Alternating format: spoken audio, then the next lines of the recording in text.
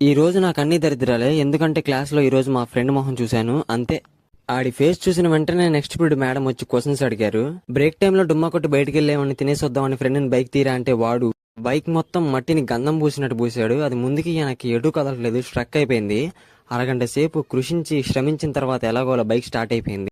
ఇంకా లేట్ చేయకుండా అందరం వెళ్లి బాబాయ్ దగ్గర తలా ఓ ప్లేట్ చిట్టి పునుగులు తీసుకున్నాం. మా ఫ్రెండ్ ఒకటి బీటెక్ అయిపోయిన తర్వాత ఎలాగో జాబులు లేవు, కనీసం ఏ పనైనా నేర్చుకుంటాడని ఒక ట్రైల్ వేస్తున్నాడు. వెనకమాల బాబాయ్ చూడండి ఎలా నవ్వుతున్నాడు. సరే క్లాస్ టైం అవుతుంది, క్లాస్కి వెళ్దాం అనుకుంటే వాచ్మెన్ బాబాయ్ గేట్ బయటే ఆపేశాడు. బాబో బయలుదేరు, ఇంటికెళ్ళి ఏసి చేసుకుని పడుకో.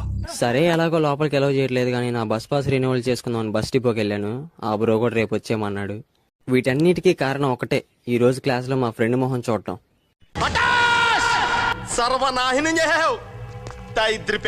ఈనాటి ముఖ్యాంశాలు ఇవే. సబ్స్క్రైబ్ చేసుకోండి, వెళ్ళొస్తాను.